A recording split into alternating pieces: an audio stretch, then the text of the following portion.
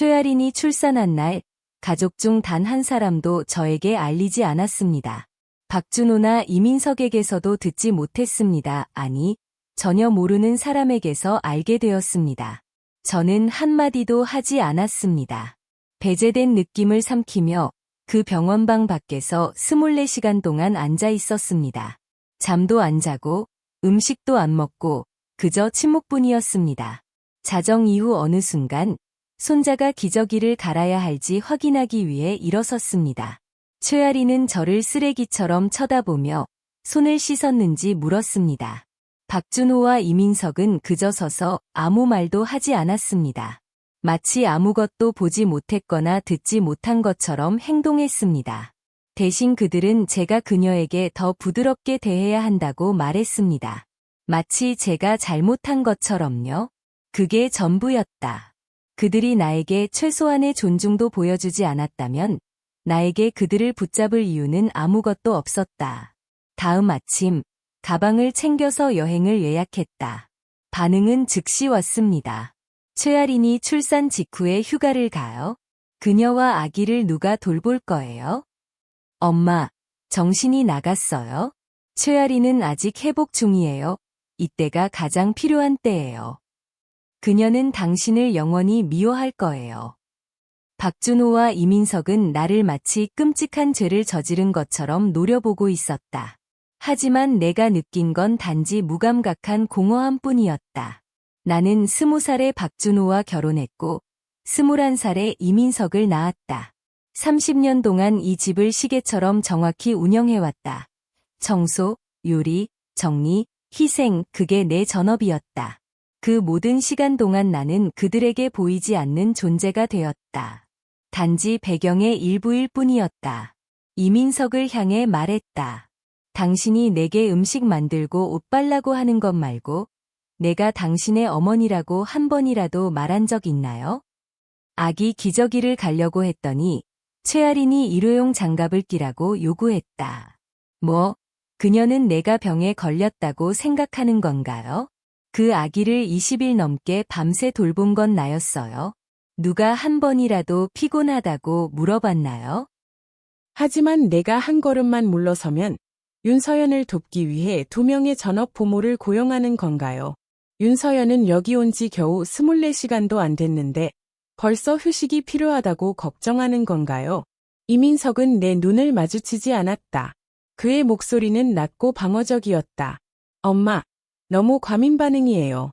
최아린이 이미 당신에게 화났어요. 산후 회복이 얼마나 중요한지 알잖아요. 저는 당신의 유일한 아들이에요. 제가 당신을 돌보지 않으면 어떻게 될지 신경 안 쓰세요. 그 말은 주먹으로 맞은 것처럼 느껴졌다. 내 유일한 아들이 이미 나를 버릴 수 있다는 뉘앙스를 내비쳤다. 결혼한 지 6개월도 안 됐는데 벌써 선을 긋는 거야. 나는 웃었다. 그러면 윤서연이 늙었을 때 돌봐줘. 나에 대해 걱정하지 마. 나는 혼자 요양원에 들어가면 돼. 이민석은 내가 굴복하지 않자 짜증나서 박준호에게 돌며 소리쳤다. 아버지, 말 좀 해. 윤서연은 최아린을 매일 돌보느라 지쳤어. 박준호의 얼굴이 어두워졌다. 김지연, 너희는 우리에게 뭘 원하는 거야? 이 가정을 파괴하려는 거야. 나는 두 사람을 바라보며 차분히 대답했지만 목소리는 칼날처럼 날카로웠다. 정말, 그게 너희 생각이야. 내가 모든 걸 망치려고 하는 거라고. 이걸 말해봐. 최아린이 출산했다는 걸 누가 나한테 말했어? 너희 중 누가 말했어? 아니지. 다른 사람한테서 알아내야 했어. 나는 내 아내야. 박준호.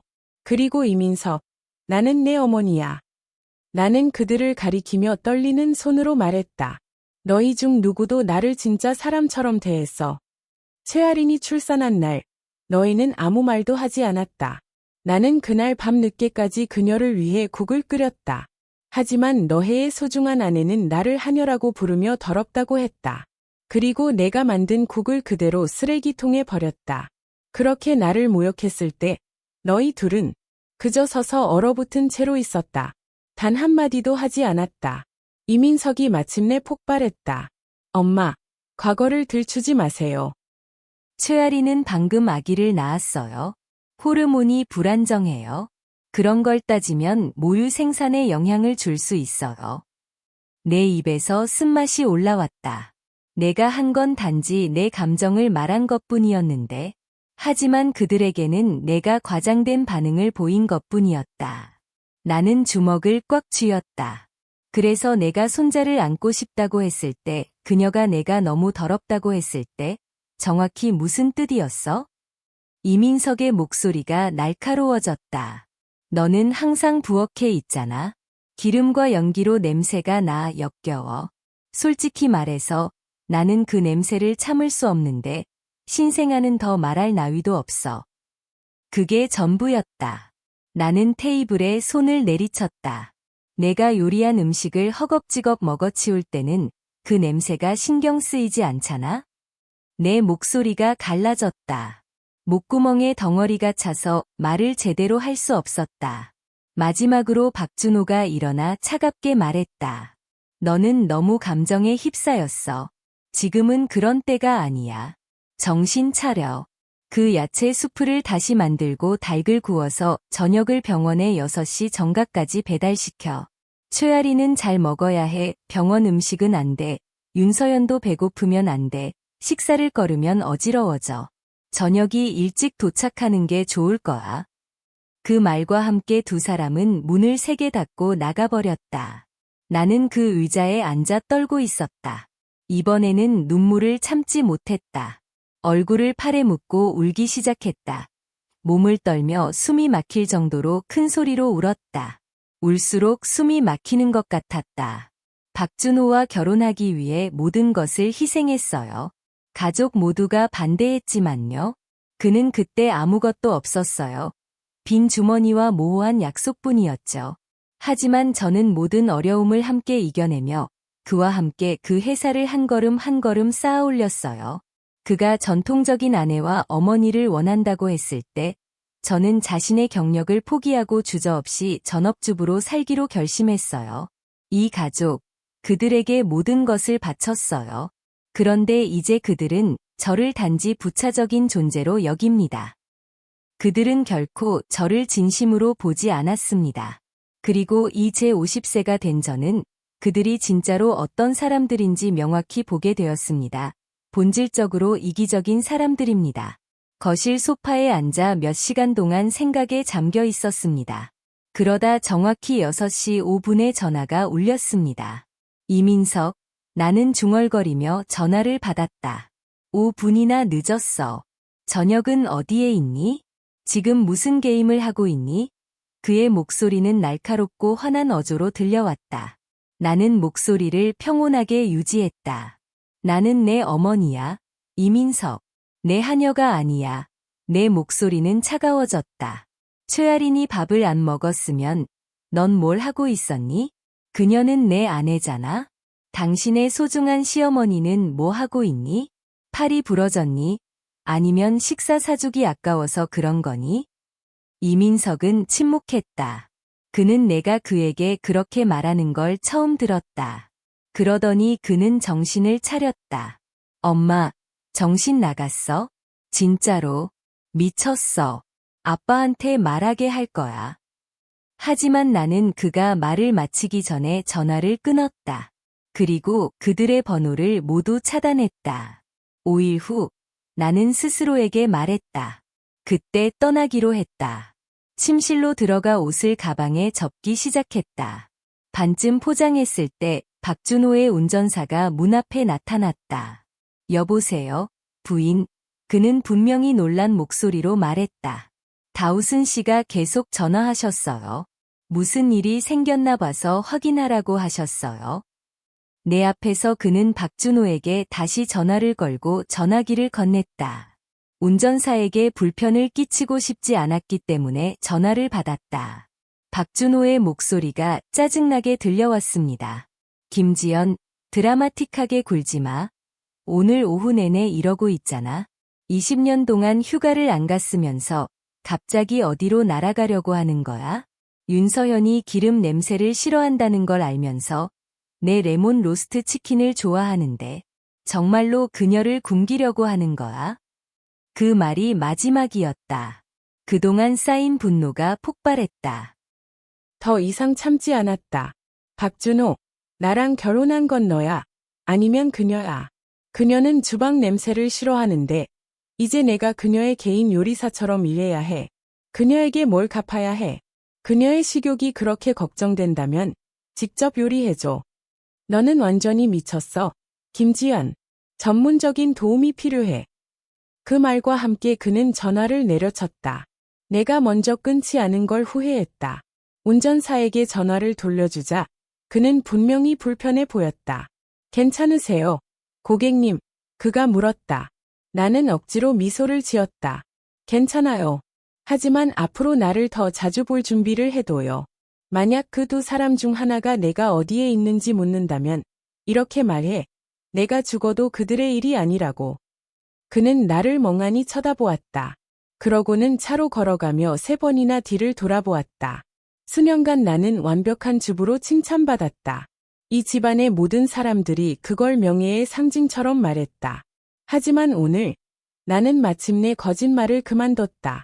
그날 저녁 이민석도 박준호도 집에 오지 않았다. 평소라면 두 사람에게 계속 전화를 걸어 언제 돌아올지 물었을 텐데. 하지만 오늘은 아니었다. 오늘은 한마디도 하지 않았다. 나는 하루 종일 정원에서 햇빛을 쬐며 시간을 보냈다. 공기는 따뜻했고 하늘은 맑았다. 머리 위의 별들은 조용히 반짝였다. 예전에는 그들이 집에 없을 때 밤새도록 잠을 못 잤다. 하지만 그날 밤은 10시 전에 잠들었다. 깊고 평화로운 잠이었다. 새벽 5시에 상쾌한 기분으로 깨어났다. 준비를 마치고 요가복을 입은 후 달리기 위해 밖으로 나갔다. 몇몇 이웃들이 저를 보고 놀라워했어요. 너 달라졌네. 한 사람이 말했어요. 그리고 그들은 틀리지 않았어요. 평소라면 이 시간에는 집안에 있을 거예요. 박준호와 이민석의 아침을 준비하고 그들이 식사를 마칠 때까지 기다렸다가 출근을 시켰을 거예요. 그 후에는 집안일을 시작했을 거예요. 매일 같은 일의 반복이었죠. 사람들은 종종 제가 일중독자라고 말했어요. 이민석을 키우는 일이나 집안일을 할 때는 절대 다른 사람에게 맡기지 않았으니까요. 박준호의 사업 파트너들은 종종 그들의 아내들이 저에게서 배워야 한다고 농담했어요. 하지만 박준호는 그는 그냥 찌푸리며 제가 다른 기술이 없다고 누구와도 비교할 수 없을 만큼 부족하다고 말했어요. 그는 아마도 처음에 그의 사업이 단지 아이디어에 불과했을 때 제가 그와 함께 거래를 성사시키도록 도왔다는 걸 잊었을 거예요. 하지만 오늘 아침은 달랐어요. 오늘 아침 저는 40분 동안 동네를 달리며 땀이 등줄기를 흘러내렸어요. 집에 돌아오자마자 뜨거운 샤워를 하고 제대로 된 아침을 준비했어요. 정원에 앉아 음악을 듣고 찾은 평화를 즐겼어요. 그리고 휴대폰을 열었어요. 윤서현이 온라인에 올린 최신 사진을 보는 순간 심장이 멈출 뻔했어요. 사진 속에는 박준호가 있었어요. 스푼 하나 들어본 적 없는 그 남자가 이제 매일 하는 것처럼 주방에서 요리를 하고 있었어요. 한 장의 사진에는 전날 밤에 그가 최상의 재료로 만든 고급 저녁 식사가 담겨 있었어요. 또 다른 사진에는 윤서연에게 커피를 잔에 따르는 그의 모습이 담겨 있었다. 마치 잡지 광고에 나온 다정한 파트너처럼. 댓글을 스크롤했다. 하나씩 사람들이 그를 칭찬했다. 칭찬, 좋아요, 끝없는 찬사. 잠시 멈췄다. 그리고 단 한 줄의 댓글을 입력했다.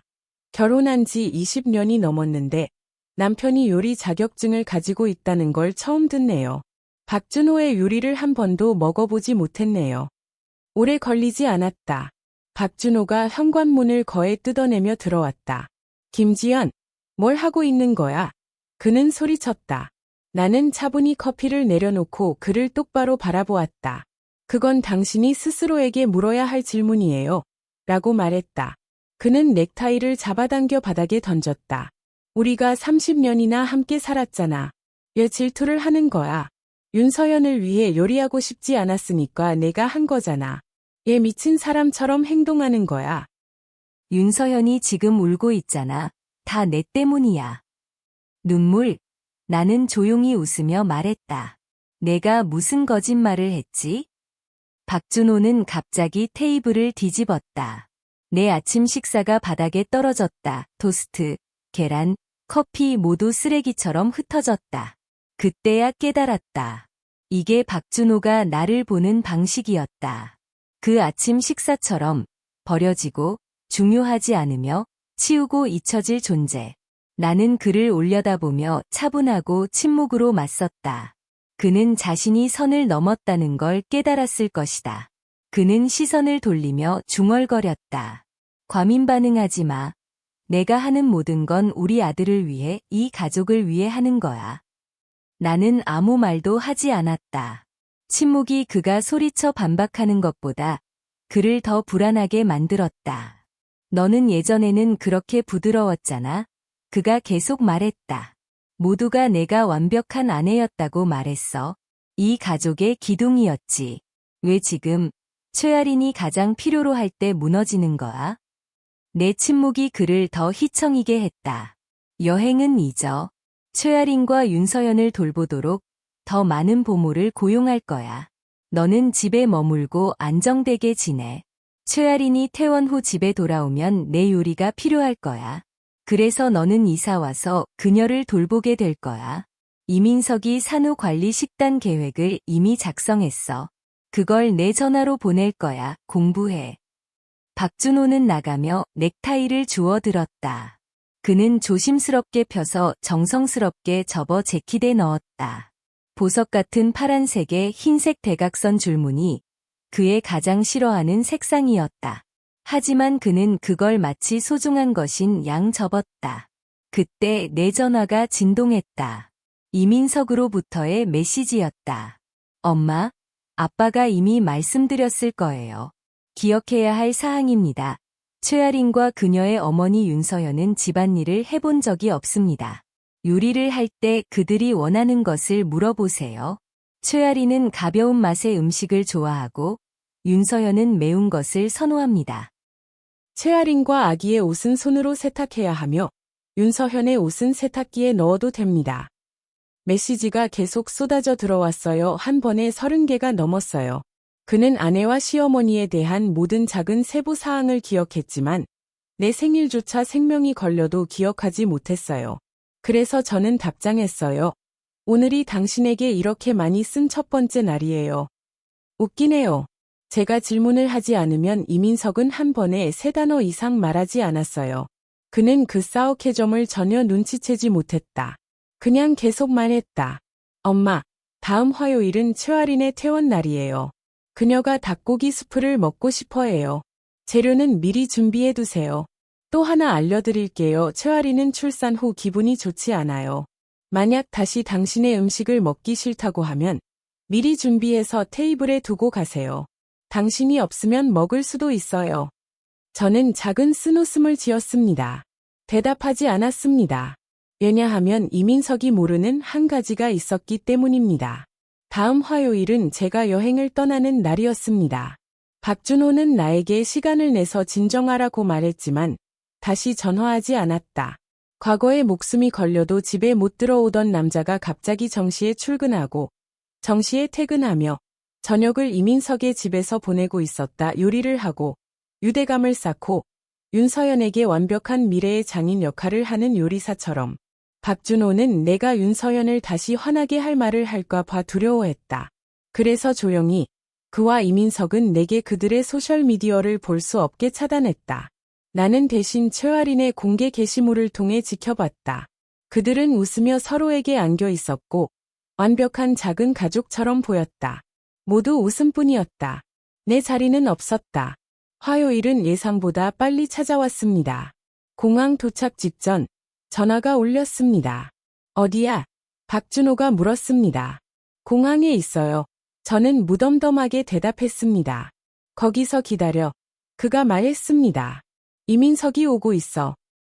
보안 검색대를 지나려던 순간 이민석이 휠체어를 밀며 제 쪽으로 걸어오는 것을 보았습니다. 할머니, 그가 극적으로 말했다. 제발 엄마에게 이성을 되찾게 해주세요. 그녀는 상상할 수 없는 최악의 시기에 휴가를 떠났어요. 분명히 뭔가 잘못된 거예요. 이민석이 그렇게 말하며 가짜 걱정 가득한 목소리로 말했다. 할머니의 심장이 좋지 않아요. 그녀를 이런 상황에 처하게 하는 거예요. 나는 심장이 뛰며 보안 검문소를 뛰어넘었고 자신을 멈출 수 없어서 이민석의 얼굴을 때렸다. 그는 눈이 희둥그레져서 서 있었다. 나는 그 아이를 22년 동안 키웠지만 한 번도 손대지 않았다. 하지만 그 순간, 한순간도 후회하지 않았다. 엄마. 이민석은 말을 더듬으며 내 눈과 어머니의 눈을 번갈아 보았다. 목이 메어졌다. 하지만 어머니는 손을 휘저으며 말했다. 사랑하는 아들아, 내가 화났다는 걸 알아. 가, 내 마음이 원하는 곳으로 가, 우리를 걱정하지 마. 그녀는 잠시 멈췄다가 덧붙였다.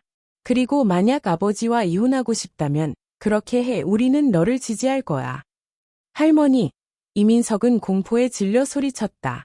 그리고 그녀는 그에게도 때렸다. 다른 뺨을 강하게. 그건 내 어머니를 위해다. 그녀는 날카롭게 말했다. 어떻게 내가 이렇게 무례하고 눈먼 손자를 키웠을까? 그것이 마지막이었다. 나는 느꼈다. 누군가가 나를 묶고 있던 마지막 실을 끄는 것처럼. 나는 돌아서서 대문으로 걸어갔다. 이민석이 나를 부르며 따라왔지만 나는 뒤를 돌아보지 않았다. 집으로 돌아오자 박준호 열흘 동안 나에게 10마디도 안 한 사람이 마침내 말을 꺼냈다. 그는 긴, 화난 메시지를 보냈다. 내가 공간이 필요하다고 했잖아. 그런데 이게 내가 처리하는 방식이야. 최아린이 오늘 집에 왔는데 집이 깨끗하지 않았어. 음식이 준비되지 않았어. 이민석이 준 지시를 따르지 않았어. 내 말은 그냥 배경음악이었나. 내가 죽도록 일했는데 간단한 일도 못해. 나한테 무슨 소용이 있나? 그리고 내 엄마는? 그녀는 병들었고 너는 10년 동안 그녀를 돌봤잖아. 이제 그걸도 버리려는 거야? 누가 대신 돌볼 거야? 그 후 메시지만으로 만족하지 못한 듯 그는 전화를 걸었다. 그는 화가 나서 소리쳤다. 저는 말했습니다. 윤서현이 완벽한 아내라고 항상 말하지 않았나요? 이제 그녀가 어머니를 돌보게 하세요. 저는 이 가족을 30년 동안 돌봤는데 당신은 저를 유령처럼 대했어요. 이제 가정부가 그만뒀다고 당황하는 거죠. 하지만 진실은 이겁니다. 박준호, 저는 당신의 가정부가 아니에요. 전화를 끈 차 이상한 고요함이 나를 감쌌다. 조용했지만 강력했다. 그 순간 나는 알았다. 이것이 내 새로운 시작이었다. 박준호도, 이민석도, 윤서현도 아무것도 이 시작을 방해하지 못할 거야. 내가 항상 꿈꿔온 두 곳이 있었다. 메인 주의 조용한 해안마을, 그리고 몬테나 주의 한적한 목장. 몬테나 평원은 가을이 다가오기 직전에 가장 아름답다고 들었다. 그래서 그곳으로 갔어. 날씨가 아직 따뜻할 때 휴가를 예약하고 현지 가이드를 고용해 목장, 작은 마을, 진짜 서부 음식이 맛있는 모든 명소를 안내해 달라고 부탁했어. 그곳의 공기는 마치 깨끗이 씻겨진 듯했다. 하늘은 끝없이 넓게 펼쳐져 가슴을 찢고 빛을 쏟아내는 듯했다. 매 저녁 10시에는 잠들고 다음 아침 7시까지 깨지 않았다. 수십 년 만에 가장 좋은 휴식이었다. 이 조용하고 단순한 삶, 이것이 내가 젊었을 때 꿈꾸던 것이었다. 지난 30년간 저는 주방, 세탁, 청소, 반복의 사이클에 갇혀 있었습니다. 날마다 눈에 보이지 않는 노동으로 가득 찬 삶이었습니다. 이제 저는 하루를 관광을 조금 하고 들판에서 말을 타고 열린 땅을 걸으며 그냥 숨을 쉬는 것으로 보냈습니다. 밤에는 풀밭에 누워 별을 바라보며 다시 그 자유로운 어린 소녀가 된 듯했습니다. 하지만 집으로 돌아가면 윤서현은 자신의 방식으로 바빴습니다. 그녀는 다시 게시물을 올렸고 이번에는 나를 향한 간접적인 비난이었습니다. 어떤 사람들은 정말로 편안해요.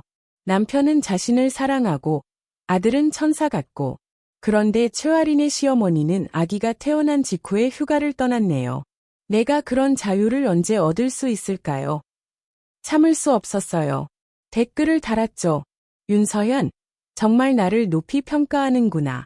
나는 아들을 20년 넘게 키웠는데 그는 너에 대한 모든 작은 일까지 기억하지만 내 생일은 한 번도 기억하지 않았어.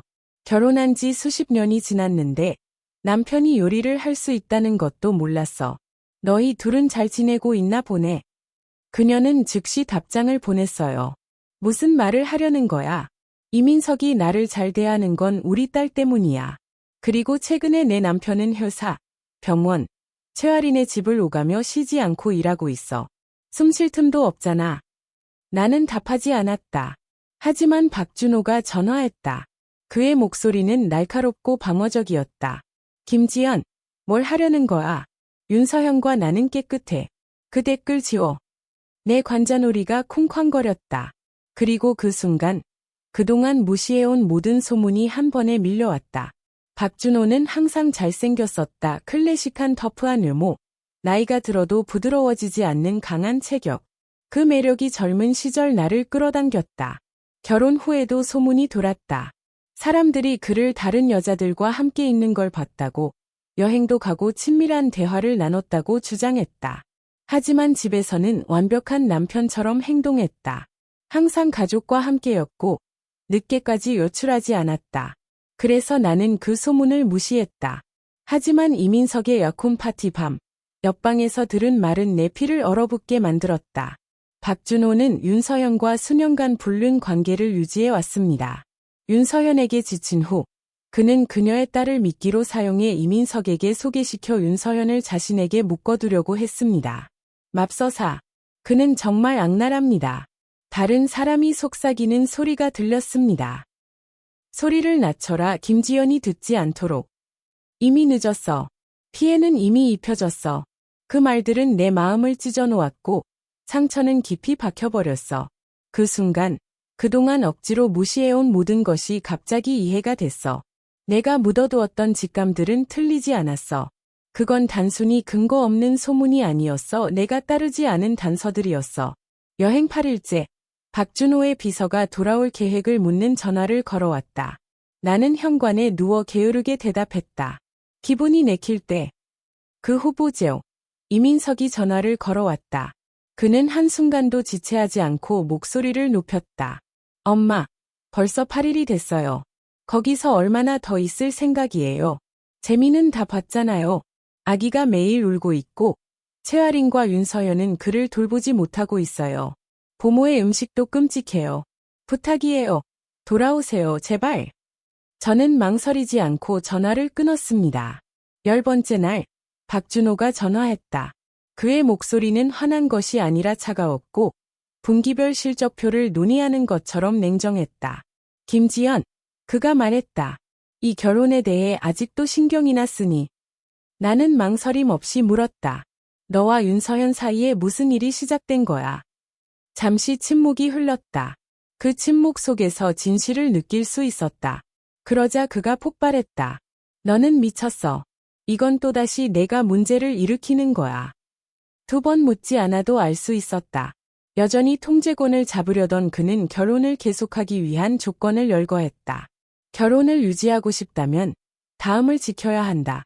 첫째, 내 식사, 집, 필요를 불평 없이 챙겨라. 둘째, 사회적으로 요출할 때를 제외하고는 내게 애정을 기대하지 마라. 내가 요청할 때까지 내게 가까이 오지 마라. 셋째, 말과 행동을 조심해라.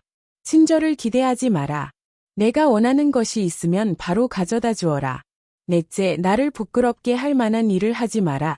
특히 최아린 앞에서. 그가 말을 마치자 그는 나를 내려다보며 마치 나에게 은혜를 베푸는 것처럼 보였다. 그는 여전히 내가 스캔들을 피하기 위해 모든 것을 참아내는 순종적인 아내라고 생각했다. 그는 전혀 몰랐다. 그가 명령을 내리느라 바쁠 때 나는 탐험을 하고 옛 친구들과 재회하며 도시에서 가장 유명한 이혼 변호사 중 한 명과 비밀리에 만나고 있었다. 여행 20일째, 박준호의 여동생 고유진이 나를 불러냈다. 김지연, 언제 집에 올 거야? 엄마가 밤마다 소리를 지르고 먹지도 자지도 않아. 여기 모두 미쳐가고 있어. 그들은 그녀를 몇 주 동안만 돌봤을 뿐인데 이미 한계에 다다랐습니다. 나는 10년 동안 혼자서 해왔습니다. 그들에게는 항상 내 일이었다. 나는 직업도 없었으니 분명히 더 나은 일이 없을 거라고 생각했을 거다. 이번에는 말을 돌려서 말하지 않았다. 고유진, 내 엄마는 내 책임이야. 내 책임이 아니야. 내 형은 항상 윤서연이 그의 완벽한 짝이라고 말하지 않았어. 그녀가 나서서 내 엄마를 돌보게 해. 놀랍게도 고유진은 반박하지 않았다. 대신 그녀는 박준호에게 직행했고 모든 것이 뒤집어졌다. 나중에 그녀가 다시 전화했다. 이번에는 목소리가 달랐다. 김지연, 방금 말한 건 미안해. 박준호는 진짜 쓰레기야. 그 여자 때문에 나한테 소리쳤어. 나한테. 심지어 나를 때리겠다고 위협했어. 그가 말했어.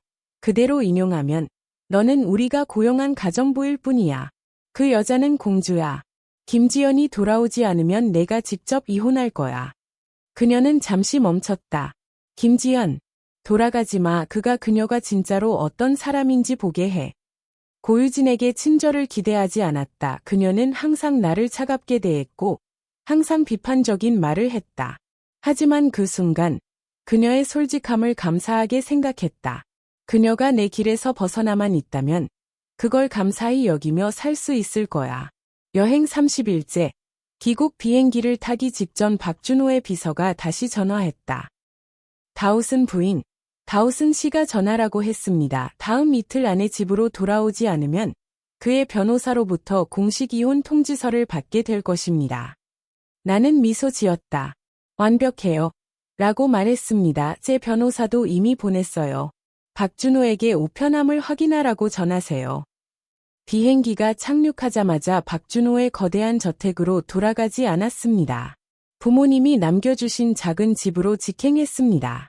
그 집은 화려하지 않았고 박준호의 집과 비교할 수 없을 정도로 작고 소박했지만 내 것이었습니다. 모든 벽, 모든 타일, 모든 공간이 내 것이었습니다. 박준호의 성공 이후 우리 결혼은 종이 위에 계약서만 남은 관계가 되었다. 이민석, 가족, 외모에 대한 의무감뿐이었다. 매번 싸울 때마다 박준호는 그걸 내 얼굴에 던졌다. 이 집은 내 거다. 싫으면 나가라. 한 번은 순수한 잔인함으로 그는 침을 뱉으며 말했다. 걔라도 20년이면 사랑받지. 너는 그 가치도 없어. 나는 그 말이 진심이 아니라고 스스로 위로했다. 화난 말일 뿐이라고. 하지만 깊은 곳에서는 알았다. 그는 모든 말을 진심으로 했다. 그 작은 집, 부모님의 초기 투자는 내 비상 계획이었다. 내 보험이었다. 그리고 이제 그것은 내 새로운 시작이었다. 몇 년 동안 집을 조금씩 고쳐가며 언젠가 박준호와 함께 은퇴할 수 있을 거라고 생각했다. 이제 그 집은 내 안식처가 되었다. 이틀 동안 집을 정리하는 데 모든 시간을 보냈다.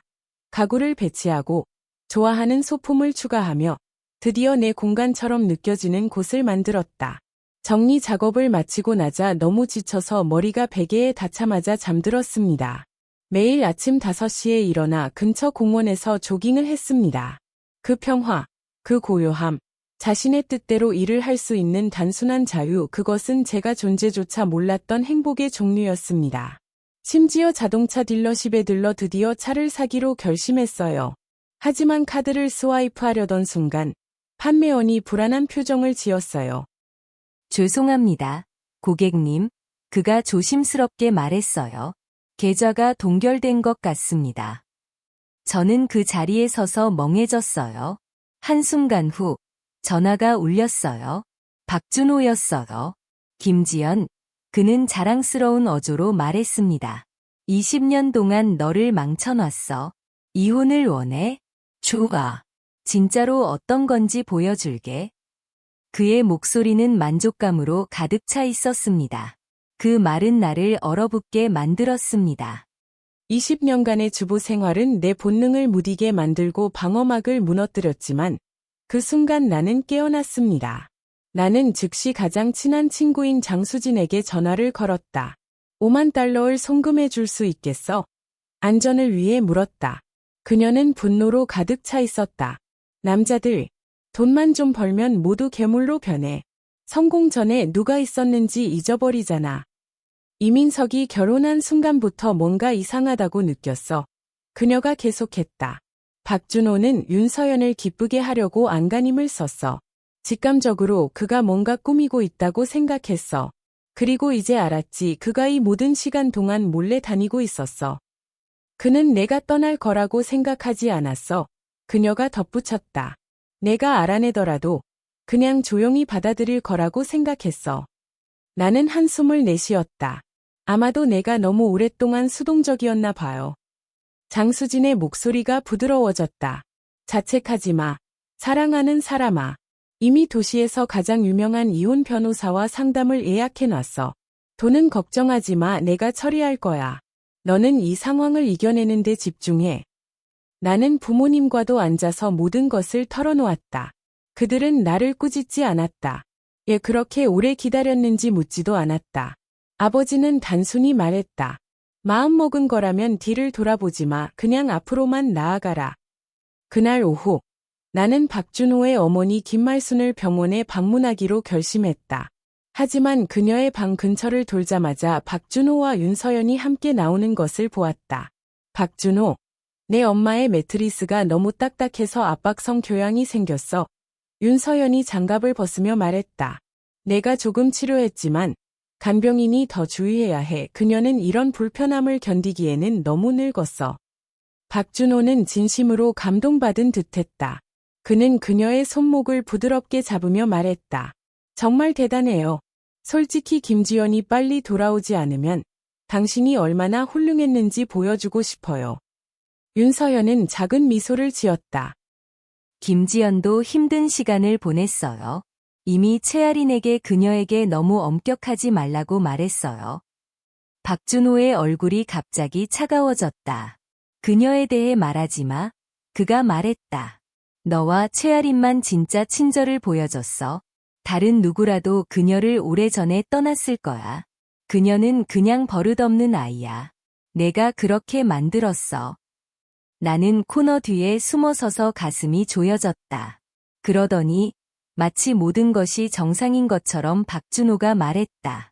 어쨌든 이 일에 대해 더 말하지 말자. 여기 종이 소리가 들렸다. 2만 달러짜리 수표다. 최아린과 너에게 좋은 걸 사거라. 너희가 받을 자격이 있어. 나는 거에 웃음을 터뜨릴 뻔했다. 그게 그가 우리에게 준 가치였어. 나는 수십 년을 그를 돌보며 우리 아들을 키우고 그의 어머니를 돌봤어. 그런데 그는 매달 3,000달러의 생활비를 주며 개인 비서처럼 심부름을 시켰어. 윤서연, 그녀는 병원에 15분만 있어도 2만 달러를 주며 왕비처럼 대접해. 내가 뭔가를 요청할 때마다 어떤 것이든 그는 비웃으며 낭비라고 말했다. 나는 방에 들어가지 않았다. 돌아서서 나갔다. 집으로 가는 길에 장수진에게 다시 전화를 걸었다. 중고 가구와 위탁 판매 서비스를 찾아주는데 도움이 필요해. 그 집에서 내 물건 모두 버릴 때가 됐어. 집에 도착했을 때 장수진은 이미 기다리고 있었다. 그녀는 내 팔에 든 상자를 보고 눈썹을 치켜 올렸다. 정말 하는 거야? 모든 걸 팔아. 나는 고개를 끄덕였다. 옛것을 버리고 진실을 맞이할 때야. 그 모든 해 동안 나는 결코 내 것이 아니었던 사람들에게 돈과 에너지를 쏟아부었다. 박준호는 외모만 중요하게 여겼다. 그는 한 번은 내가 매력적이라서 사랑에 빠졌다고 말했어. 그리고 내가 전업주부가 된 후에도 나는 자신을 방치하지 않았어. 몸을 관리하고 외모를 유지했지. 그가 누군가를 보여주기 위해 필요로 할 때마다 그가 좋아하는 드레스를 입고 그가 산 디자이너 가방을 들었어. 하지만 그 모든 것은 결코 나를 위한 것이 아니었어. 그건 모두 완벽한 삶을 유지하기 위한 연기였어. 이제 그 한때 소중했던 물건들은 쓰레기처럼 느껴졌어요. 더 이상 연기하고 싶지 않은 역할의 잔재일 뿐이었죠. 모든 것을 정리하고 팔기까지 이틀이 걸렸어요. 돈이 계좌에 들어오자마자 모든 돈을 장수진에게 송금했어요. 그리고 박준호에게 간단한 메시지를 보냈어요. 돌아왔어. 반 시간도 안 돼서 그가 집으로 찾아왔어요. 그는 안으로 들어와 주변을 둘러보더니 발걸음을 멈췄다. 집은 텅 빈 상태였다. 그의 눈이 방을 스캔했다. 모든 게 어디 갔어? 그는 물었다. 나는 그를 바라보며 완전히 차분했다. 팔았어. 박준호의 목소리가 채찍처럼 날카롭게 울렸다. 너는 미쳤어. 그는 눈이 불타오르며 으르렁거렸다. 나는 발가벗은 발로 방을 가로질러 걸어가며 여전히 차분한 목소리로 말했다. 미쳤다고. 아니요. 그냥 조금 리모델링할 때가 됐다고 생각했어요. 나는 그를 향해 어깨를 살짝 으쓱이며 말했다. 이 집은 5년 전에 정확히 내가 원하던 대로 설계됐어. 여기 있는 모든 것 중에서 내 것으로 느껴진 유일한 공간은 주방과 아래층 침실뿐이었어. 그의 턱이 굳어졌다. 그게 전부야. 이 결혼을 유지할 의도가 전혀 없었다는 거지. 나는 그를 똑바로 바라보며 눈길을 돌리지 않았다. 나는 이 가족을 위해 수십 년을 바쳤어. 그 대가로 받은 건 뭐야? 존중은 전혀 없었어. 심지어 내 은행 계좌까지 동결시켰잖아. 하지만 상관없어. 법원 소환장이 이미 도착했을 거라고 가정하고 있어. 정확히 그때 그의 비서가 문틈으로 머리를 내밀며 불안한 표정으로 말했다. 사장님, 법원에서 이혼 서류가 도착했습니다. 박준호의 얼굴이 분노로 일그러졌다. 잘했어, 김지연. 그는 침을 뱉듯 말했다. 내가 너를 20년 넘게 지원해왔는데 이제 이혼을 요구하다니. 이 도시에서 너를 변호해줄 바보 같은 변호사가 어디 있겠어. 나는 반응하지 않았다. 발코니로 나가 테이블에 놓인 커피를 집어들고 분기별 실적 보고를 논의할 것처럼 앉았다. 박준호, 나는 차갑게 말했다. 나는 내 아들을 키웠고 내 어머니를 10년 동안 돌봤으며 내가 귀찮아하지 않은 모든 지루하고 고마움도 없는 일을 처리했다. 내가 성공을 쫓는 동안 이 집을 운영했다. 그걸 인정하지 않아도 된다. 하지만 그게 중요하지 않았다고 거짓말하지 마라. 커피를 한 모금 마셨다. 이 집, 그리고 내 이름으로 등록한 그 15만 달러짜리 SUV? 그것들은 내 거다. 내가 번 돈이다.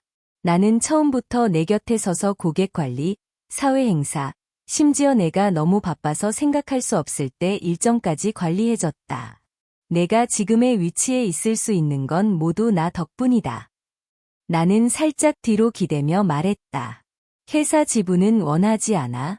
하지만 당신의 사업은 현재 약 1억 2천만 달러로 평가되고 있어. 이미 공인 자산 평가사를 고용했어. 합리적인 요구를 하는 거야. 현금으로 250만 달러를 원해. 박준호의 얼굴이 위험한 붉은색으로 변했다. 너는 완전히 미쳤어. 이건 미친 짓이야. 그는 비서에게 돌아섰다. 정신과 의사를 불러. 그녀를 즉시 평가해라. 나는 눈썹 하나 움직이지 않았다. 이런 발작은 이전에도 봤다. 예전에는 변명을 찾아주곤 했지만 이제는 아니었다. 나는 그의 눈을 고정시켰다. 윤서현과 진짜로 시작된 건 언제였어? 그의 시선이 순간적으로 흔들렸다. 그러더니 폭발했다. 너는 역겨워. 나는 최아린을 위해 윤서현을 돕고 있는 거야. 이민석은 어쩌고? 이 이혼이 그에게 어떤 영향을 미칠지 신경 쓰지 않나? 나는 눈도 깜빡이지 않았다. 이제 더는 신경 쓰지 않아. 내 인생을 모두 다른 사람을 위해 바쳤어. 이제 끝이야. 나는 나를 선택할 거야. 그는 여전히 이 모든 것이 또 다른 감정 폭발이라고 생각했다. 시간이 지나면 내가 진정하고 다시 순종할 거라고. 하지만 이혼은 사람의 진정한 본성을 드러낸다. 그리고 나는 이미 충분히 봤다. 그가 사람들이 나에게 정신과 검사가 필요하다고 말하기 시작했다는 소식을 들었을 때 나는 경계를 늦출 수 없었다. 다음 날, 저는 공식적으로 자신의 집으로 돌아갔습니다. 스마트 홈 감시 시스템을 설치하고 형에게 전화를 걸었습니다. 정우진, 저는 말했습니다. 24시간 이상 연락이 없으면 즉시 경찰에 연락해. 그는 과거에 제 남편이었습니다. 하지만 이제 저는 그를 위협으로 대해야 했습니다. 생존을 위해 싸우는 사람처럼 생각해야 했습니다. 재판 날짜는 2달 후로 정해졌습니다. 박준호에게 단호하게 말했습니다. 현실을 받아들이고 조건을 받아들여. 그게 이 일을 깨끗이 끝내는 유일한 방법이야. 그는 응답하지 않았습니다. 이민석은 즉시 반격했습니다. 그는 어머니의 집으로 돌진해 들어가 폭발했습니다. 할머니, 어떻게 그녀가 다시 얼굴을 들 수 있죠? 최아린이 아기를 낳았는데 한 달 동안 사라졌어요. 방문조차 안 왔어요. 이제 아빠와 이혼하고 $200만 요구하다니? 그 집, 모든 것 그가 지은 거잖아. 그의 돈을 쓰더니 이제 자산의 일부를 요구하다니? 요리하고 청소하는 것 말고는 뭘 할 줄 아나? 그저 화려한 가정부에 불과해. 쓸모없는 인간이야. 이제 나한테 숨어 다니다니. 잘 들어, 만약 그녀가 기어들어와서 자신의 역할을 한다면 그때는 용돈을 줄 수도 있겠지. 그는 말을 마치기도 전에 정우진이 들어와 그를 바닥에 내동댕댕이 쳤다. 너 이 배은망덕한 놈, 정우진이 소리쳤다. 내가 그녀가 너를 위해 한 모든 일을 잊고 그렇게 말할 수 있나? 이민석 내 6피트 키의 아들, 은 당황해 휘청거렸다. 자세를 유지하려 했지만 되갚아 치지 못했다. 그녀가 그 삶을 선택했어. 그는 강하게 들리려고 중얼거렸다. 누구도 그녀를 강요하지 않았어. 말도 안 되는 소리. 정우진이 분노로 떨며 소리쳤다. 이 가족에서 너를 신경 쓰는 유일한 이유는 그녀 때문이야. 내 어머니가 없으면 너는 아무것도 아니야. 가치도 없어. 거저. 이민석은 부끄러움과 분노로 얼굴이 붉어지며 서둘러 일어섰다. 하지만 문에 다다르자 거기에 서 있는 나를 보았다. 그의 표정이 순간적으로 변했다. 오만한 도전에서 가짜 눈물을 흘리는 가련한 모습으로. 엄마, 삼촌이 나를 때렸어. 그는 울먹이며 말했다. 더 세게 때렸어야 했어. 나는 얼음 같은 목소리로 말했다. 이민석은 나를 멍하니 쳐다봤다. 그는 그런 말을 예상하지 못했다. 하지만 그가 반응하기 전에 나는 그를 강하게 때렸다. 나는 모든 힘을 쏟아부었다. 그는 뒤로 휘청거리며 손으로 뺨을 잡았다. 엄마, 정말로 나를 때렸어. 나는 그를 똑바로 바라보았다. 내 목소리는 흔들리지 않았다. 그게 내가 나에게 갚아야 할 것이었다. 그리고 이 순간부터 나는 너와 모든 관계를 끊는다. 나는 더 이상 내 엄마가 아니다. 그의 얼굴이 분노로 일그러졌다. 그는 떨리는 손가락으로 나를 가리켰다. 좋아. 이걸 후회하게 될 거야. 그의 마음속에서는 아마도 박준호가 이혼을 거부하거나 재정적 지원을 끊었을 때 내가 무너질 거라고 생각했을 것이다. 하지만 진실은 나는 이 순간을 단 한순간도 두려워하지 않았다는 거야. 법원 밖에서 박준호가 기다리고 있었다. 그의 표정은 죄책감과 자존심으로 뒤범벅이었다. 김지연, 그가 말했다. 우리가 어떻게 여기까지 왔지? 내가 준 생활비가 부족했다면 더 줄 수 있어. 집안일이 힘들다면 도우미를 고용하자. 내 운전사를 언제든지 쓸 수 있어. 나는 아무 말도 하지 않았다. 그저 그를 향해 조롱하는 듯한 미소를 지으며 바라보았다. 그의 이마에 주름이 잡혔다. 정말 이대로 갈 거야. 나는 그의 시선을 마주치며 날카롭지만 조용한 목소리로 말했다.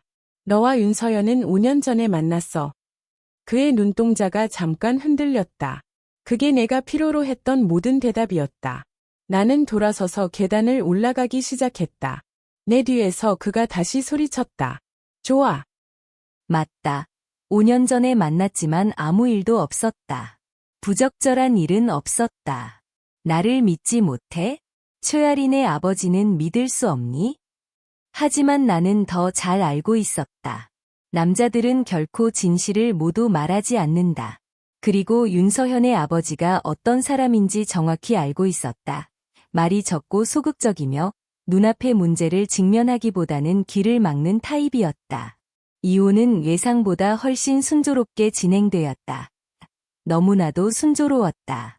하지만 나는 깨끗한 결별을 의심하지 않았다. 법원 문을 나서서 기다리는 택시 쪽으로 걸어가자 이민석이 박준호의 차에서 뛰어내렸다. 그의 목소리는 경멸로 가득 차 있었다. 와, 엄마. 정말 했네요. 집안의 주부가 내 아빠 같은 남자와 이혼하다니. 혼자서 얼마나 버틸 수 있을지 보자. 입을 닫아라. 박준호가 내가 들어본 적 없는 큰 소리로 소리쳤다. 이민석은 얼어붙었다. 놀라움에 휩싸여 아버지를 쳐다보았다. 마치 그를 알아보지 못하는 듯했다. 박준호는 내 쪽으로 걸어와 낮은 목소리로 말했다. 집에 데려다 줄게. 나는 고개를 저었다. 그건 필요 없어. 안녕, 박준호. 택시가 떠나갔다. 후시경에 그가 여전히 서서 나를 바라보는 모습이 보였다. 아마도 그는 드디어 후회를 느끼고 있었을지도 모른다. 하지만 이제는 중요하지 않았다. 집에 돌아왔을 때 부모님은 이미 기다리고 있었다. 따뜻한 미소, 준비된 뜨거운 식사, 축제처럼 차려진 식기. 생애 처음으로 이혼을 축하했다. 그리고 그토록 가벼운, 자유로운 느낌은 처음이었다. 저녁 식사 중 정우진이 미소를 지으며 말했다. 김지연, 부탁이 하나 있어. 나는 미소로 답했다. 말해봐. 그는 몸을 기울였다. 엄마와 아빠를 여행에 데려가 줄 수 있겠어? 오랫동안 하고 싶었던 건데, 한유정과 나는 항상 바쁘니까. 그게 단순히 꿈을 이루는 것만은 아니라는 걸 알았다. 그들은 나를 치유하려고 노력하고 있었다. 공간을 주고, 풍경의 변화를 주고, 새로운 것을 기대하게 해주는 것. 그걸 그들은 모르는 것보다 더 감사하게 생각했다. 나는 고개를 끄덕였다. 물론이야. 다음 날 아침, 정우진은 이미 모든 것을 예약해 두었다. 우리는 나파밸리로 향했다. 부모님이 항상 가고 싶어 했지만 기회가 없었던 곳이었다. 포도밭이 펼쳐진 풍경, 조용한 럭셔리 리조트, 자연 온천, 고급 요리, 세계적인 와인. 모든 것이 평화로운 속도로 흘러갔다. 완벽했다. 출발 전, 정우진은 나에게 수표를 건넸다. 12만 달러입니다. 그는 조용히 말했다. 여행 전체 비용을 충당하기 위해요. 호텔과 교통은 이미 처리했어요. 그냥 즐기세요. 부모님을 모셔주셔서 감사합니다. 가슴이 따뜻해졌다. 눈물이 날 뻔했다. 수년간 나는 결혼, 아들, 그 집에게 모든 것을 쏟아부었다. 그 과정에서 부모님을 자주 소홀히 했다. 하지만 그들은 단 한 번도 불평하지 않았습니다. 이제 드디어 그들에게 보답할 기회가 왔습니다. 그들과 함께 단순하고 자유롭게 시간을 보내는 것. 이 여행에 대해 장수진에게만 말했습니다. 그녀는 공항까지 와서 우리를 배웅하며 나를 꼭 안아주었습니다. 돌아오면 그녀가 미소 지으며 말했습니다. 그 스튜디오를 열 거예요. 그리고 당신은 제 파트너가 될 거예요. 나파밸리는 정말 아름다웠습니다. 모든 포도밭이 포스터처럼 보였습니다. 부모님은 기쁨으로 빛나고 있었고, 저는 영원히 느껴졌던 시간 동안 처음으로 다시 완전해졌다는 느낌을 받았습니다. 황금빛 오후 햇살 아래 와인을 마시며 올리브 나무 아래서 책을 읽고 사진을 찍고 어깨에 부담 없이 웃는 것. 시간은 마침내 제 것이 되었습니다. 한 달 후, 갑자기 최아린으로부터 메시지가 왔습니다. 그녀의 톤은 의외로 부드러웠다. 김지연, 물어봐도 될까? 최아린의 메시지가 주저하며 떴다. 박준호와 제 엄마 사이에 정말로 무슨 일이 일어나고 있는 거야? 나는 차가운 톤으로 답했다. 내 엄마에게 물어봐. 아니면 박준호에게 물어봐. 나한테는 묻지 마. 그녀가 다시 메시지를 보냈다. 이민석은 자신이 잘못했다는 걸 알고 있어요. 최근에 거의 식사도 안 하고 있어요.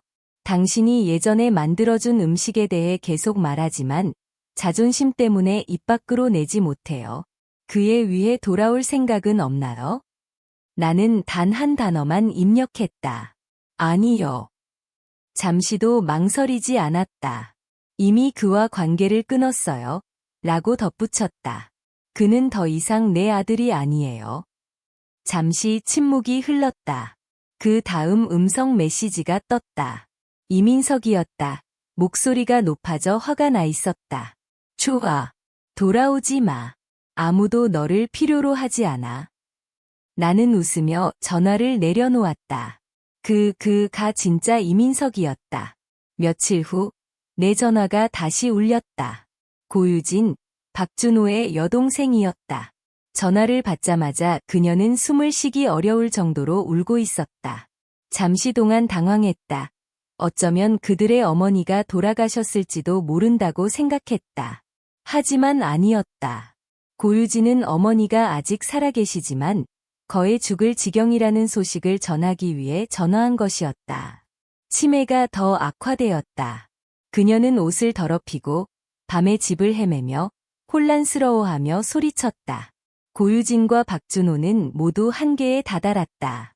그녀는 박준호의 사진을 보내왔다.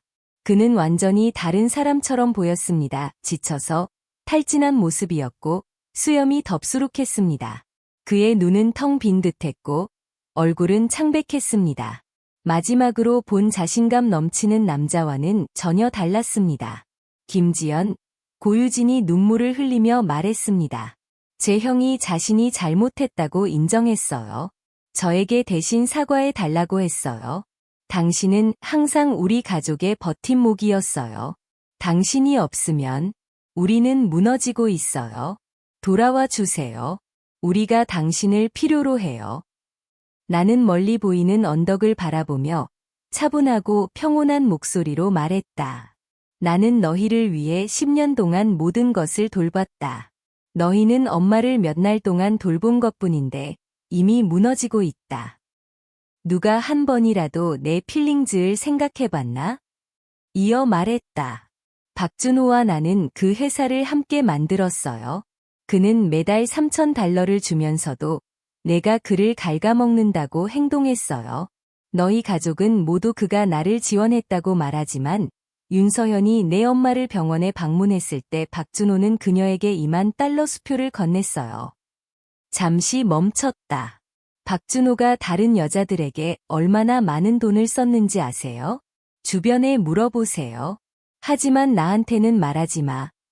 박준호 때문에 내가 침묵을 지켰어요. 내가 겪은 고통에 대해 한 번도 말하지 않았어요. 하지만 계속 침묵한다면 아무도 내가 무엇을 희생했는지 모를 거예요. 이 가족은 나에게 빚을 졌어요. 고유진. 그리고 당신이 나에게 줄 수 있는 최소한의 것은 죄책감이에요. 그러고는 전화를 끊었어요. 그 여름, 정우진의 가족은 드디어 휴가를 얻어 우리 여행에 합류하기로 결정했다. 우리는 평화로운 산길을 걸으며 햇살을 만끽하고 침묵과 신선한 공기를 즐겼다. 한편 박준호와 이민석의 삶은 완전히 혼란에 빠졌다. 윤서현은 이민석의 럭셔리 아파트로 이사했다. 하지만 도움을 주기보다는 스파나 쇼핑의 시간을 보냈다. 최아리는 아기 돌보는 것을 도와달라고 했지만 윤서현은 항상 몸이 안 좋다고 주장하며 손 하나 까딱하지 않았습니다. 집에 필요한 것을 사달라고 하면 항상 돈이 없다고 말했습니다. 이민석은 절망적으로 보모를 고용했습니다. 하지만 그조차도 윤서현은 끊임없이 트집을 잡았습니다. 보모의 급여가 너무 높다고 생각했습니다. 보모가 너무 많이 먹는다며 불평했습니다. 아기를 감시하며 음식을 몰래 먹는다고 의심했습니다. 가장 끔찍한 일이 일어났습니다. 아기가 3달이 되었을 때 윤서현은 아기에게 계란 노른자를 먹였습니다. 아기는 심각한 알레르기 반응을 보여 병원으로 긴급히 이송되었습니다.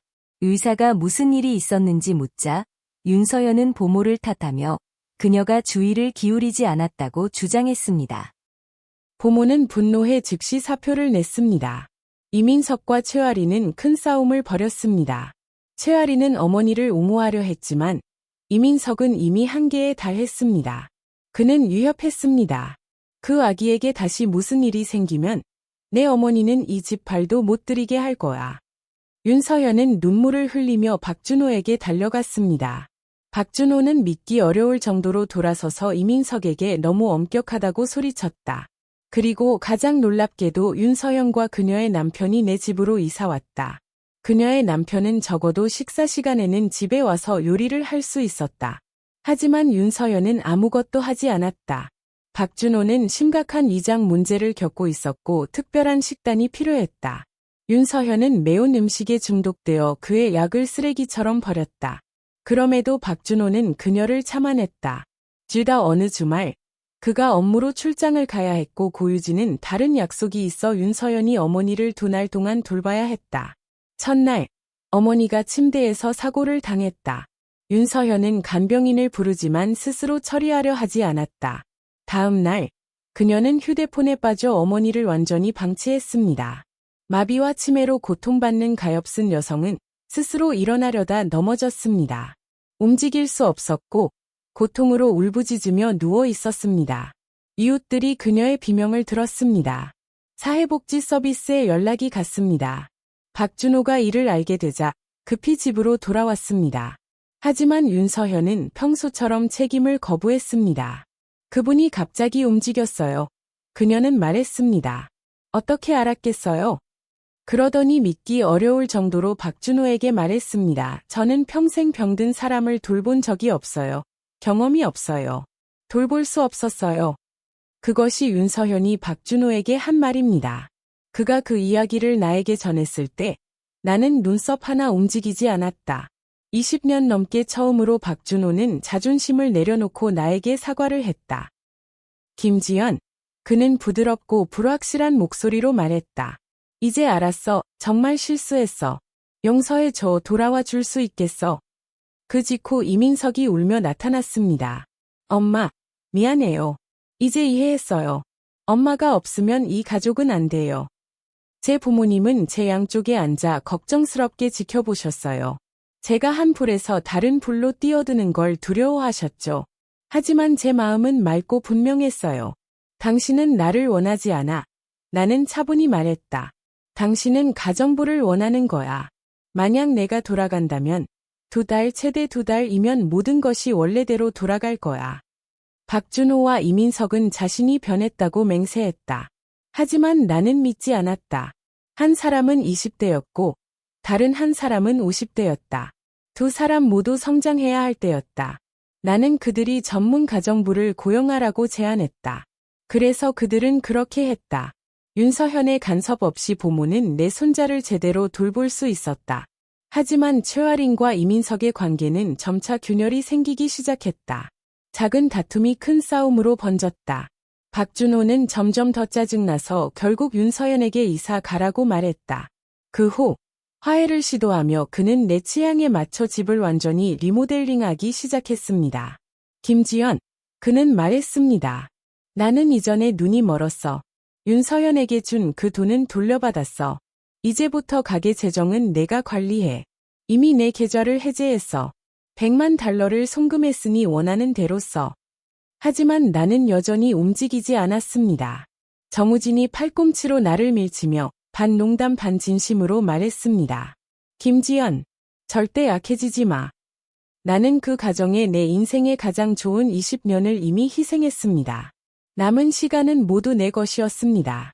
단호하게, 명확하게, 건드릴 수 없게, 결혼은 나에게 필요한 모든 교훈을 가르쳐 주었습니다. 한 번이면 충분했습니다. 부모님은 제가 흔들리지 않는 것을 보고 처음으로 긴장을 풀었다. 우리의 시간은 평화로웠지만 결국 집으로 돌아갈 때가 왔다. 어떻게든 박준호와 이민석이 우리 비행기 정보를 알아냈다. 그들은 정장 차림의 꽃다발을 들고 역할을 완벽히 소화하며 공항으로 나타났다. 이민석은 눈물을 흘리며 내게 달려와 강하게 안았다. 엄마, 미안해요. 그는 속삭였다. 이번에는 정말 진심이에요. 엄마는 저를 위해 모든 것을 해주셨는데 저는 한 번도 감사하지 않았어요. 박준호가 따라오며 조용히 말했다. 집으로 돌아왔다면 진짜로 돌아오세요. 이제부터는 당신이 규칙을 정하세요. 저는 꽃을 받았지만 그들과 함께 걸어가지 않았다. 이민석은 혼란스러워하며 눈을 깜빡였다. 엄마, 우리 둘 다 사과했잖아. 이 일이 시작된 지 벌써 반년이 넘었어. 얼마나 더 끌고 가려고 하는 거야. 그 말이 나왔다. 가면이 떨어졌다. 그리고 다시 한번 진짜 이민석이 드러났다. 다행히도 나는 그들의 사과에 의존해 치유를 시도하지 않았다. 나는 꽃을 가장 가까운 쓰레기통에 버리고 부모님을 장수진의 차 쪽으로 부드럽게 이끌었다. 정우진은 돌아서서 이민석을 노려보았다. 바보야. 그는 짜증나게 말했다. 내가 정말로 자신이 잘못한 걸 이해했다면 엄마에게 그렇게 말하지 않았을 거야.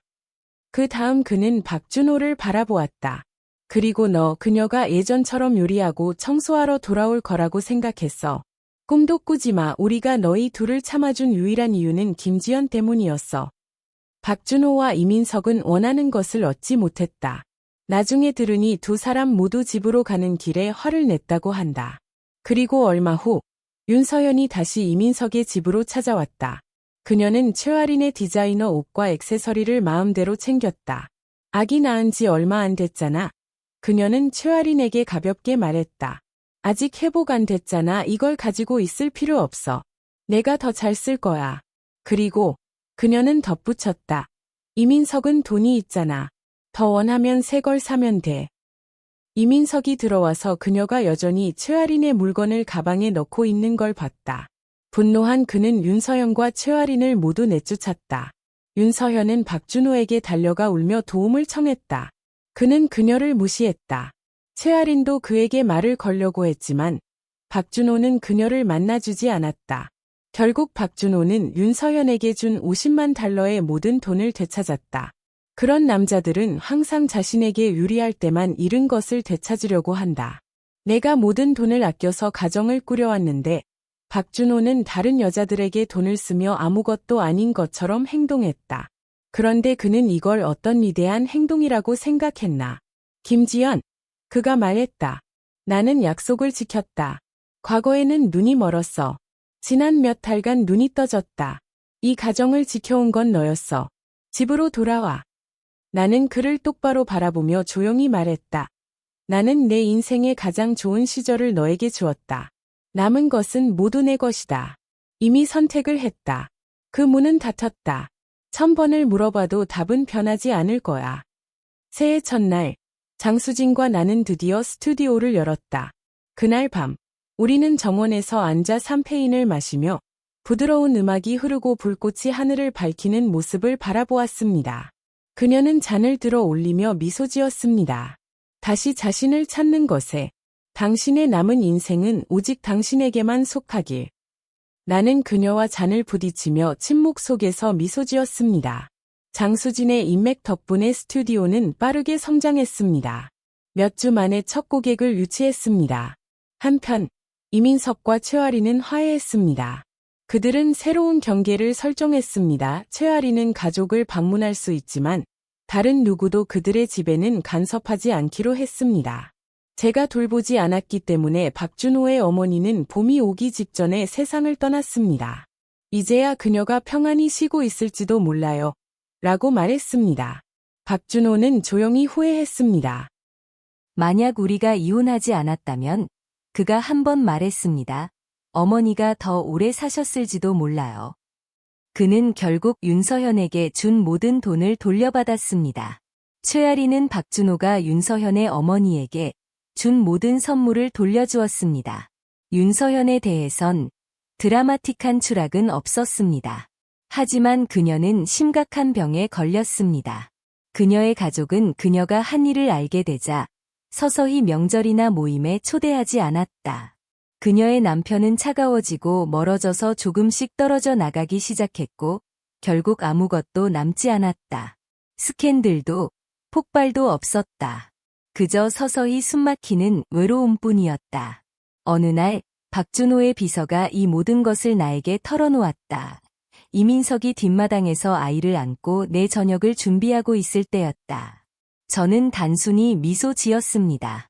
박준호는 여전히 가끔 저에게 다시 결혼할 생각은 없냐고 물었습니다. 저는 항상 같은 대답을 했습니다. 이 생애에는 절대 아니에요. 누구에게도 결혼의 사슬을 다시는 걸치지 않을 거예요. 이제부터 저는 단순히 저 자신일 뿐이에요. 누구의 아내도 누구의 어머니도 아니에요. 단순히 자신에게 돌아온 여성, 그리고 마침내 숨을 쉴 수 있게 된 여성일 뿐이에요.